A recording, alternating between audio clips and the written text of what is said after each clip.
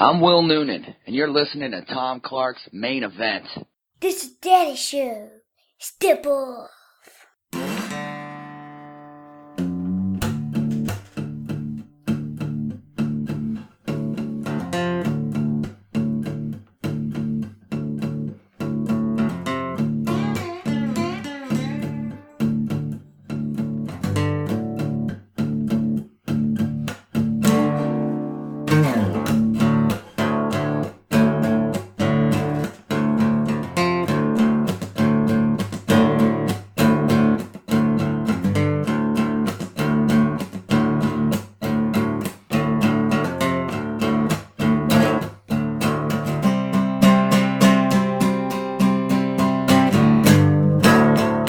Hey, what is up? Welcome to the program. Thank you for tuning in. Ladies and gentlemen, my name is Tom Clark, and you are listening to Tom Clark's Main Event. This is episode number 34 of the podcast, and if you're joining us today for the very first time, we will bid you welcome. For those of you coming back for a repeat visit, we say, hey, thanks for tuning in once again.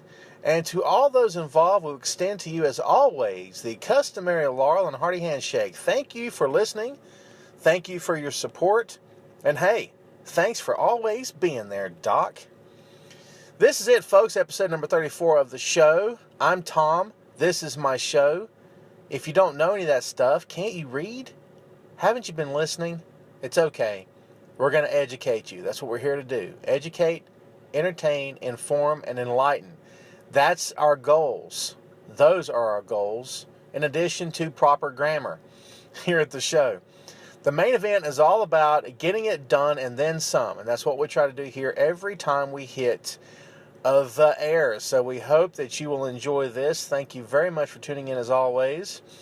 And you know what? We might have an abbreviated edition of the show this time around, so let's just go ahead and get right down to brass tacks, shall we? This time, the main event is Kane versus Seth Rollins. Now, I cannot guarantee that will be the full title of this particular episode, but it's probably going to be pretty darn close, okay? And for those of you out there who are pro wrestling fans, more specifically WWE fans, you know exactly what I'm talking about. The evolution, the rise of the Demon Kane. Not to be confused with the goofy, smiling Corporate Kane, who's doing his best to give everyone a little chuckle every week on Monday Night Raw. And by the way, it's working. It's working very well, actually. Kane is very good at what he does. And we're going to get into a little bit of that a little bit later on in the program here. Here's my thoughts and my questions for you right off the bat before we get underway. How are you feeling about this? How's it hitting you, actually? Where are you coming from on this one? Because I've read some differing opinions. I will tell you right up front that if it's not going to be John Cena, and it's not going to be Brock Lesnar, and it's not going to be Dean Ambrose or Roman Reigns, then you have to go down the ladder of who is the best candidate to face Seth in a match in which the belt is not going to change hands, because you know it's not going to change hands. Okay? So who do you do? Who do you pick for that spot that can bring some heat, that can bring some popularity to the event, as it were, that can get over with the crowd? And not only all that, but that can be a really, a true threat to Rollins' championship. For my money, there's no better guy than Kane. He is in the WWE World Heavyweight Championship hunt, and honestly, it shouldn't really be a surprise to anybody, to anyone out there, because I've read differing opinions for and against. A lot of pros and cons out there when it comes to Kane working Seth Rollins, which is actually going to come up at Hell in a Cell on October 25th. WWE's next big event, the Halloween pay-per-view as it is. And no, it will not be entitled Halloween Havoc. Different company. Get with the times. Move on, people. We all have. So Kane, back under the hood again. We all knew that was going to come, right?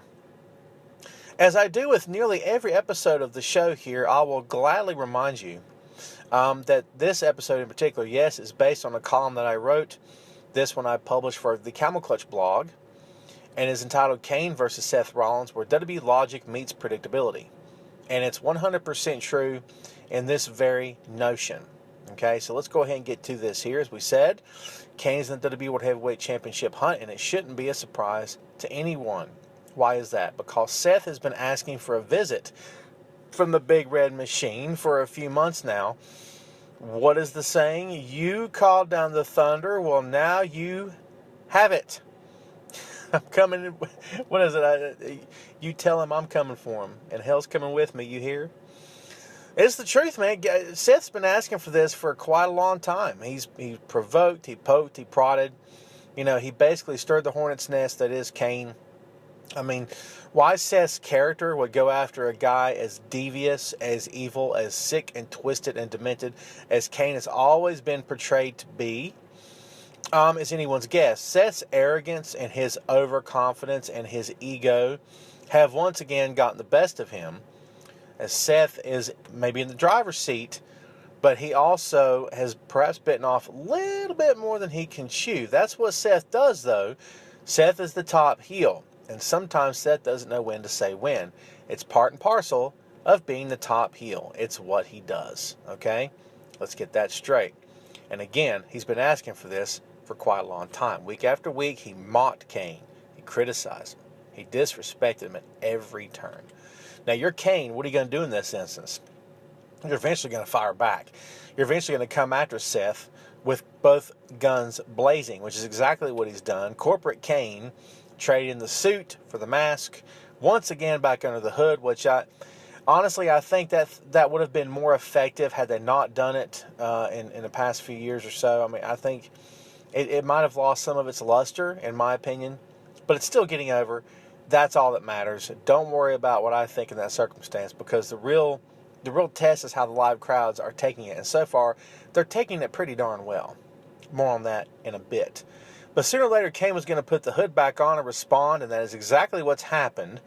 WWE's Director of Operations is going all business casual and coming after Seth, while, yes, hell does indeed follow with him. Now, we talked about the differing opinions at the beginning of this broadcast. Let's get down to it here. A lot of fans do not care about it. Why? Well, it's to be expected. Don't get upset at anyone. It's not really against Kane as much as it is against the booking. Seth has had quite the list of challengers since he won the belt, and unless he's facing a top draw, the crowd's not really going to pop for it. Now, who do you get mad at for that? Do you get mad at the crowd? There's a lot you can get mad at the crowd for. You can get mad at the crowd for sabotaging programs. You get mad at the crowd for acting like a bunch of idiots. You can get mad at the crowd for chanting boring during a match when both guys are obviously working themselves to death to get over. You can get mad at the crowd for chanting a bunch of nonsense instead of paying attention to what's actually going on in the ring. But in this instance, you can't really get mad at the crowd for being a little upset that this doesn't feel like a main event match. Again, no disrespect intended to Kane. Kane has been one of my personal favorites for a long time. This guy knows what his job is. He knows how to get over, and he knows what to do to get over. Now, that sounds easy, right? It's really not. Do you know how you learn that stuff? By spending years in the business and by doing it at a high level every time you're in the ring. That's how you learn it. Because, man, it's not taught in a book somewhere. No one's giving a class on how to get over. Of course, I say that. WWE very well could have that happening in developmental. Who knows? But you learn how to get over by trial and error. You learn what not to say and what to say. You learn when to say it and when not to say it. You see what I mean?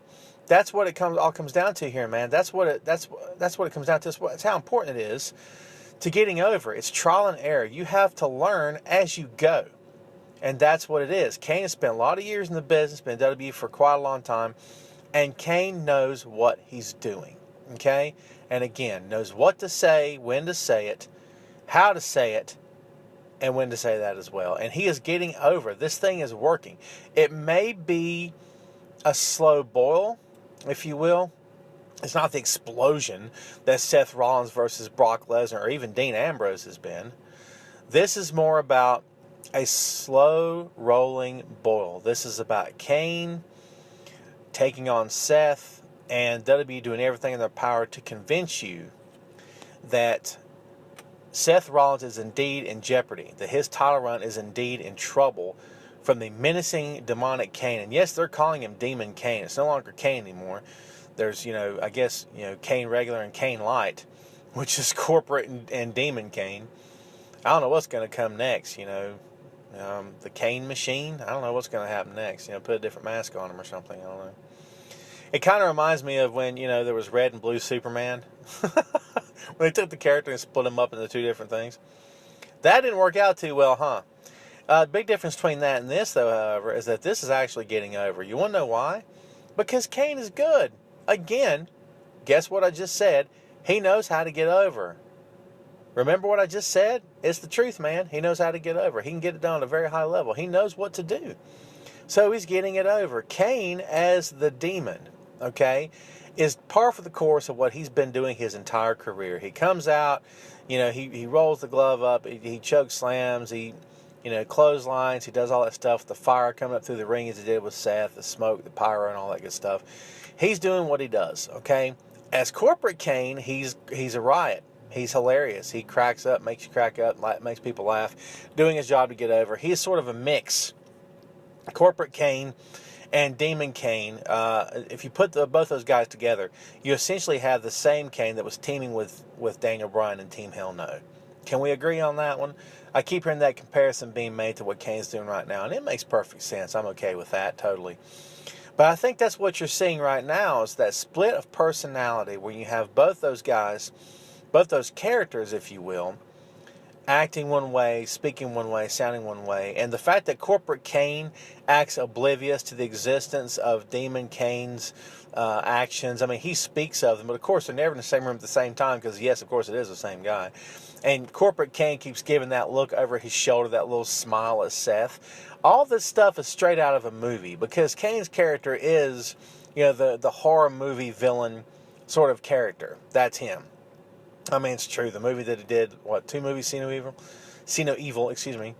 It really is the same kind of character. That's what they were looking for with the Kane character, and that's what has worked, and it's worked lights out. It's worked tremendous so far. So it's getting over. The fans are starting to buy into it, and that's what you have to have. The fans have to buy into it. As we said in the program many, many times here in the past, the fans have to believe it, or it's a no-go.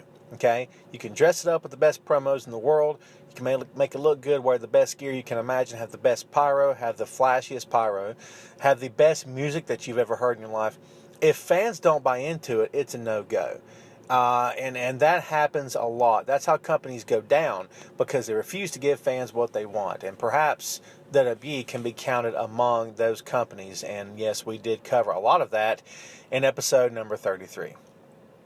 But again, Kane is doing everything in his power to get this over.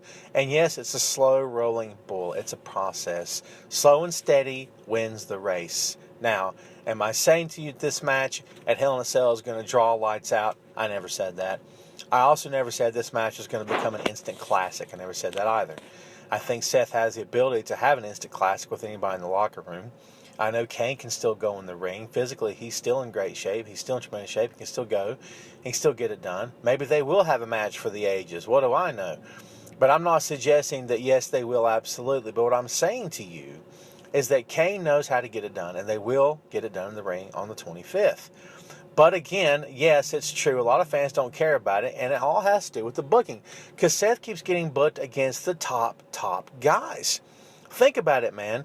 John Cena, Brock Lesnar, and Sting. Let me repeat that in case you weren't listening. John Cena, Brock Lesnar, and Sting. Think about that, dude. Seth had 3 future Hall of Famers in a row. Coming after him.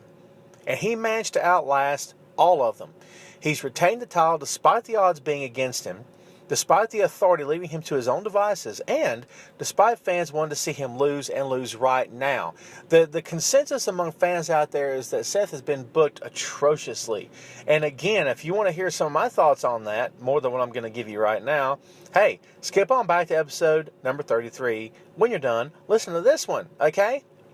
Because I go into great detail about how wrong I think people are and how I know it all. I'm just kidding. Relax. Calm yourselves down out there, dude. Seriously, just everybody ease up, please. But what the points I do make in the last episode hold true to this very moment in time. Seth has been booked the way he needs to be booked. And I hear people saying, oh, he's weak. He appears too weak. He's the top heel.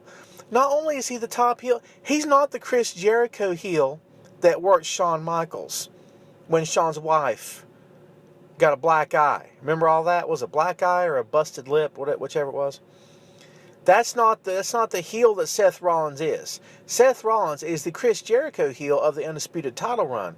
That's a big difference, man. It's a great big fat difference, dude. Why? Because it's two different type of ideologies. The heel that we saw when Chris Jericho worked Shawn Michaels was cocky and arrogant. He was all the things that Seth is now, but he was cold. He was methodical. He was very sure of himself. He bragged and he boasted, but he didn't do it to the point of hilarity. He didn't do it to the point that made people's eyes roll. His confidence was not arrogance. They were one and the same. Do you see what I'm saying? So when that heel Jericho said something, you could pretty well take it to the bank. When he said he was going to beat Shawn Michaels, when he said he was going to do this, that, and the other, you believed him. Okay? No one was making fun of Chris during that run. But rewind Chris Jericho's first run, undisputed champion, and guess what? No one cared about it. Why? Because it was such a hard sell, man. And you hear that? That is the sound of live traffic behind me, folks. Isn't that fun? The main event brings it to you here, people. What can I say? But again, the run that Chris Jericho had as the first undisputed champion in history, okay, was a lot different. He is Seth Rollins now, cocky, overconfident, but he was also overbearing. Such a tremendous inflated ego, okay? And the difference between ego and confidence is you don't know the difference. That Chris Jericho didn't know the difference at all. Okay, he let his mouth override what he could do in the ring. Now that Chris Jericho was talented as well, but I'm talking about in terms of character. He spoke out of turn. He talked before he really should have talked. I mean, he ran his mouth about things that maybe he didn't know about or was not prepared to back up. He did things that he shouldn't have done. He flexed his muscles when really he should have probably just kept his mouth shut. That Chris didn't know when to pick his fights. And see, what I'm saying to you right now is you're going to see the evolution of Seth Rollins' character, okay?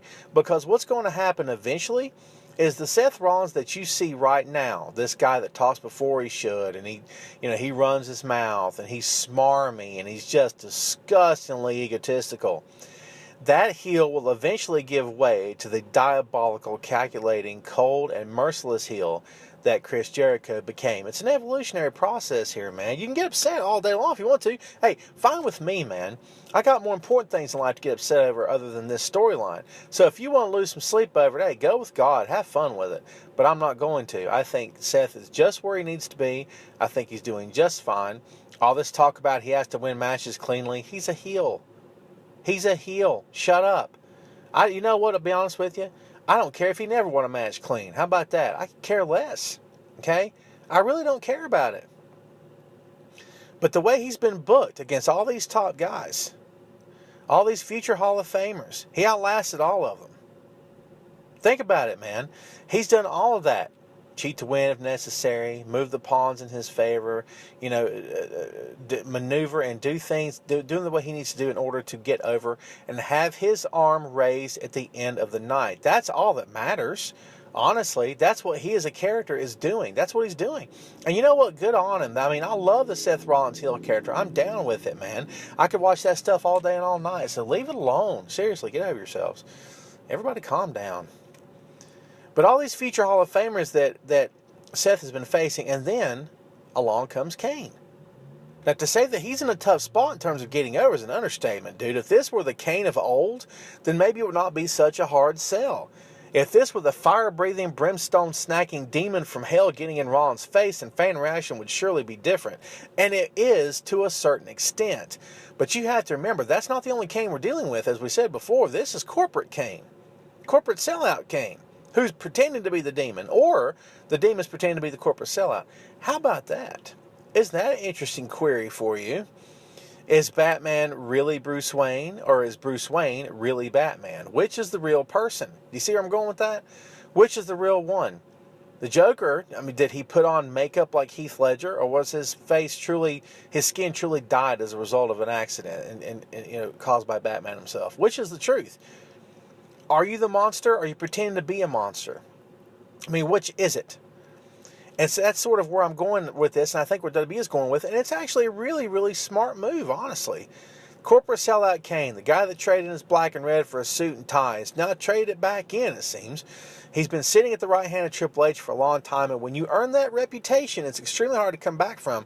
That's something that his character, and actually the talent himself, might have a hard time, and has had a hard time recently, coming back from in the minds of many fans who say, dude, why is he challenging for the title? Shouldn't we get, Seth versus Dean again, or maybe Seth versus Roman? Shouldn't we get, how about, I don't know, Seth versus Cesaro? Why do we have to get Seth versus Kane? How much sense does this make? But you're kind of missing the point. This is destined to happen. The heat between these two makes perfect sense. There's no issue there. There's no issue there at all. Kane is just, he's been pushed to his breaking point. Now he's snapped. He can still work in the ring. That's not a problem. CM Punk himself said that wrestling Kane was fairly easy, and honestly, it shows. When's the last time you saw Kane stiff someone? Or not sell for someone? Or work too snug just because he could? He doesn't. He doesn't work that way. He can get his stuff in and give the other guy everything he needs and get the match over at the same time, which is the hallmark of a great worker. Kane's doing his part. But he's been pushed to the breaking point. Now he's snapped. Rollins has to pay. Anyone in Kane's shoes would have done the same. It's the classic story of heels turning on each other. It's the evil of arrogance and the price of avarice coming together in a pro wrestling ring. It's a Shakespeare drama, tragedy playing out right in front of you, man. It's revenge, it's pride, it's ego, it's arrogance, it's jealousy, it's envy, it's everything you could possibly imagine. All the 7 deadly sins are there. They're all there. We've seen it 1,000 times. Kane and Seth are just the latest examples of it. It still continues to get heat, but I think the tide may be turning right now. But here's the problem. No matter how good this rivalry may sound on paper, and yes, it makes perfect sense, a lot of fans are still not up for it. It should be getting over, and it should be over right now. It's more over now than it was before, if I can be honest with you. Thanks to the October 5th edition of Monday Night Raw, which did that storyline a world of good, actually. I think it really did help. I think that the event at Madison Square Garden helped as well, and I think that the Raw afterward helped tremendously. I think that this is more over than it ever has been, and honestly, it should be. These guys deserve the main event. Kane deserves to be in the main event for the title. It makes perfect sense. The logic is there for sure. Okay? But I'll tell you this. Maybe it's because fans, they already know how this is going to end. And that's boring. Why? Because no one expects Kane to get this. No one expects Kane to win. Monty Python there for you. Nobody expects it. Is it going to happen? No, it's not going to happen. Stephanie McMahon came out and cut one of her high-pitched nasally promos that just make you want to go slit your wrists, in which she stated that if Demon Kane, stay with me, if Demon Kane loses the match, then Corporate Kane gets fired. In other words, Demon Kane's still going to be allowed to run around wreaking havoc. What if the stipulation were, if Demon Kane loses, both Kanes are fired? I know why. Because supposedly Demon Kane's not under contract or something. I don't know what's going on. So maybe this is a non-sanctioned match. Not sanctioned by the National Wrestling Alliance. It's a lights-out championship match. Not recognized by the National Wrestling Alliance. But here we go. The chances of Kane actually winning the belt, slim to none. Slim to none, and you know it. I know it. It's okay. It's all right.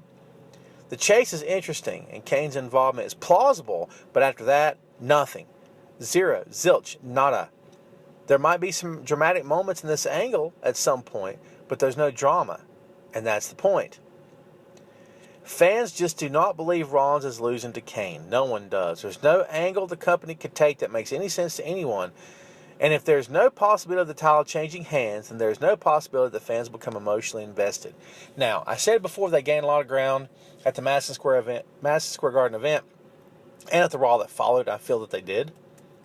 But I did not say the match is going to get over like gangbusters and it's going to be a highly memorable bout. I said the possibility was there. I didn't say it was a guarantee. Why? Because there's no real drama happening here, man. Kane's not winning the belt. Now, how I know that? Do I have insider information? No. I just know he's not going to win the belt. Okay? Fans know it. You know it. I know it. Everybody knows it. Okay? There's no possibility of title changing hands. There's no possibility that fans become emotionally invested. They're going to watch. They're going to appreciate Kane for his effort. They're going to love Seth for what he does as always. They're going to pop when Seth is made a fool of by Kane. They're going to pop when Corporate Kane smiles that goofy smile and then sneers at Rollins over his shoulder. They'll pop for that all day long and all night long. That does not mean they're going to become emotionally invested. There's a difference between noticing a storyline and feeling it. And no one feels this. Not a soul. I don't either. And therein lies the problem, dude. Fans need to care, and when they don't, it's a bad day for everyone involved. Kane will keep entertaining as he always has, as I just said. Seth will keep working lights out in the ring, as he always has, as I just said, because that's who he is. Both guys will do what they need to do to get over, and in any other era, this feud would not only be good, it could possibly be great. But right now in 2015, not so much. Kane is a fill-in contender for the championship, and while he's much better than that, it's the role he's been given, and the move will likely not help WWE's ratings. Oh, how sick are you of hearing that word? Pretty darn sick, I'll tell you. Well, so am I. But the truth is, WWE has been struggling as of late to get back on track and featuring the top title holder against a talent that is, no disrespect intended, past his prime, and has no chance of winning, will not do much good at all. But Kane is a pro, and every time his number has been called, he's been more than up to the challenge. He will do what he does against the best hand in the company, and that's Seth. Seth will come out better for the experience. Getting the rub from a veteran is very important, and it means everything to Rollins, who is still building his legacy in WWE. The fact that Kane has never been more unhinged, is just an added bonus. He's in his element. And truth be told, Seth is likely having fun with it. That may not sound like much, but it's something. And really, it's all we have. Don't try to make this match into Seth versus Brock. Don't even try to make this into Seth versus Triple H or Seth versus anyone else. Just take this match for what it's going to be. This is a natural evolution of the storyline that existed when Kane and Seth Rollins were forced to cooperate inside of the Authority. And Seth turned on Kane and mocked him at every turn. That was, again, the Chris Jericho Undisputed title run, ego, talking against Kane every chance he got. That's the character that you were hearing when Seth mocked him. The later version of Jericho that I spoke about before would have been much smarter than that. He would have mocked and he would have ridiculed, but he would have done it in such a way to not necessarily draw the ire of Kane, but to get what he wanted out of Kane, to get the protection that he wanted, to get Kane to attack as he wanted, to make Kane feel as though he were part of the effort, that he may have been doing some physical work, but that Jericho was the brains behind it, and Jericho was the one making everything flow and everything work in harmony. That's what Seth neglected to do, and that's why Seth has a target on his head as we speak. This, again, natural progression of things, man. Kane had to face Seth Rollins for the championship. He didn't have a choice. This is where the storyline was going. It had to go this way. I mean, props to WWE for following through with something, because they could have just let this thing end with no match between the two. That wouldn't have been good enough, okay? This needed to be for something important, and it needed to be for the WWE World Heavyweight Championship. I don't care what anyone says. Kane past his prime, sure. I'm the one that said that. I said it just now, actually. But I'll tell you this, that Kane is experienced enough. He's loyal enough. He's done everything in his power to entertain in that company, done everything ever asked of him. I never heard any reports otherwise, by the way. Okay? And Kane is doing what he does. And when you have a guy like that who's ready to work at a moment's notice, even though he may not work full-time anymore, then you utilize him to the best of your ability, to the best of his ability. And that's what they're going to do at Hell in a Cell. It makes perfect sense, man. Why else wouldn't you do this? Why wouldn't you do this, honestly? So for anyone out there who's going crazy, who's losing their minds, dude, take it. Just take it easy. Get a hold of yourself. The match will be good. It will be entertaining. It'll be a lot of other things on top of that. It may not be Flair versus Steamboat. It may not be Triple H versus Shawn Michaels, but it's going to be good. You know it'll be good. Just watching Seth try to outlast Kane. You know, outlasting Brock Lesnar is one thing, okay? Brock attacks and he devours, and it's like, you know, there's no mind games happening with Brock. Paul Heyman plays the mind games long before the match ever happens, but when you get in the ring with Brock, the mind games may have laid the groundwork, but there's the killing machine in front of you. I mean, Heyman doesn't really play mind games as much as he does. He preps you for your death. He preps you for what's to come. Okay, he's like the priest giving the last rites to the guy in his cell on death row before he takes the long walk. It's the truth. He can't really save him necessarily. He can try to make him feel better, but really what he's doing is preparing him for what's coming. It's time for your salvation, son. Give your heart to the Lord, because you're behind Brock Lesnar. That's sort of where it comes from. And that is where Heyman is at his best, as a side note, by the way. He's just prepping Lesnar's victim. He's getting him ready for the destruction that's to come.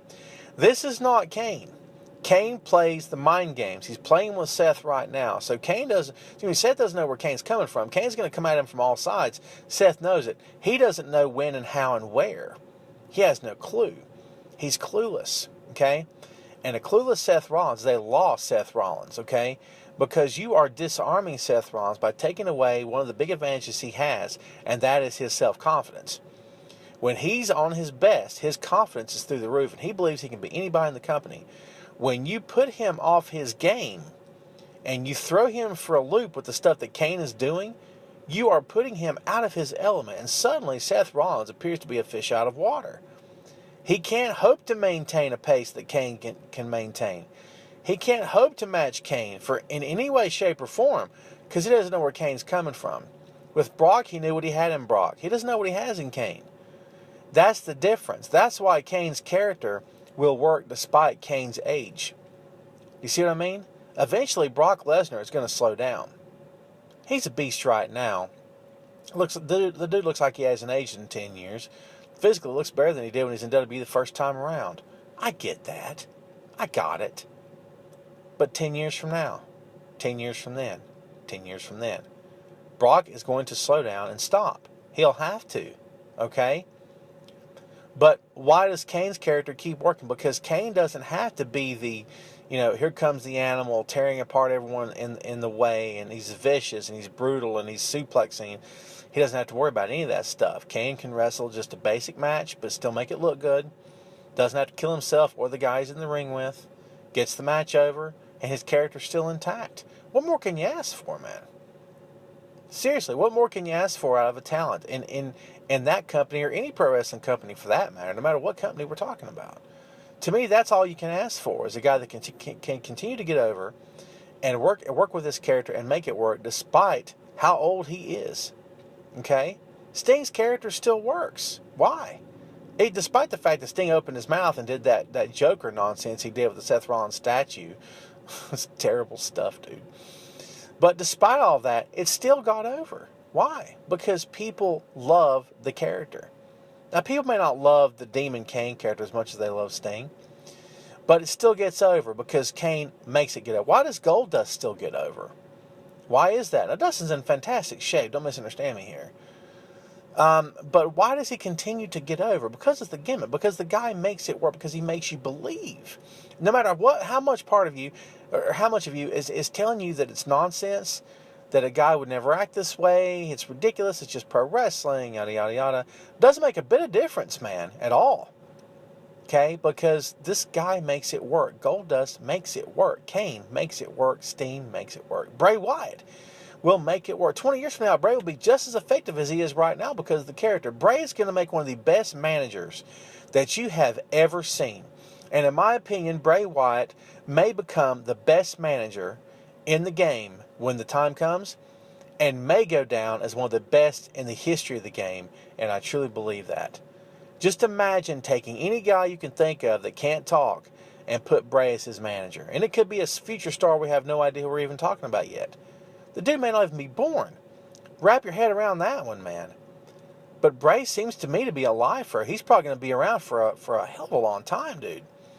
So with all that being the case, why couldn't Bray Wyatt become the best manager you've ever seen?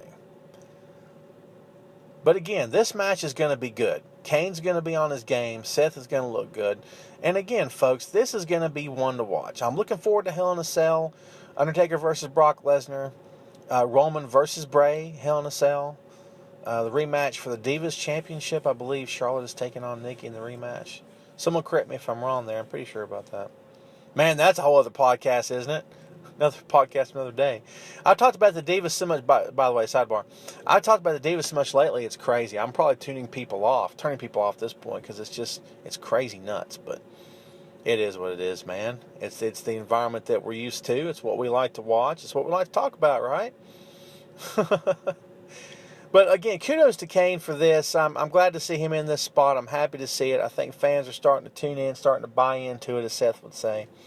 They're starting to accept the characters. They're starting to accept the situation. Kane's funny. I would love to see Daniel Bryan come back at some point, being reinserted into this whole thing at some point, and maybe help Kane or be there for him or whatever, and have like a little mini Team Hell No reunion, which I think will be pretty darn sweet, don't you? But I think that's the best that Kane has ever looked, honestly, is when his character is self-deprecating. He's willing to make fun of himself, to not take it so seriously, to be lighthearted, to take that character, the idea of the demon, here comes the demon from hell, the devil's favorite demon, and all that stuff, and put a smile on it. Make it lighthearted.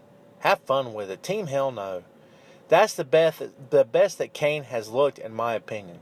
And that's why this is getting over right now.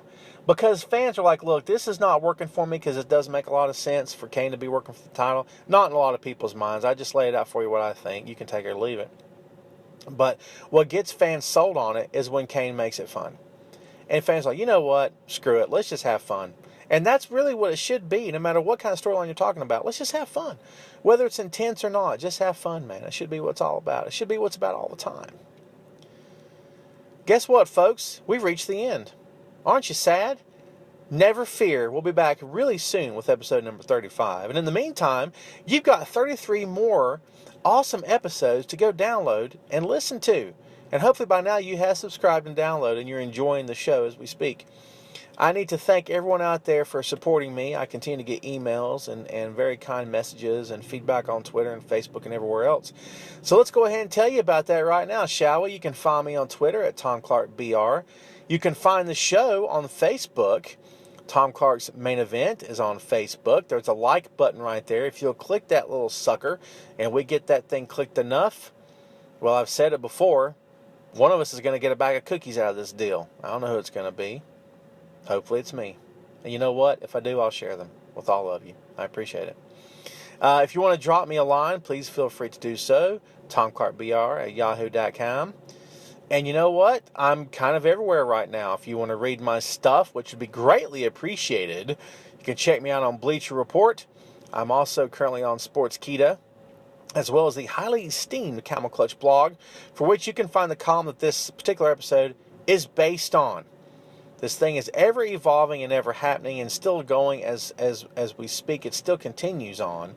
October 25th is Hell in a Cell. Check it out. We'll be back before then with another all-new, brand-new, exciting, captivating, enthralling, life-changing edition of Tom Clark's Main Event.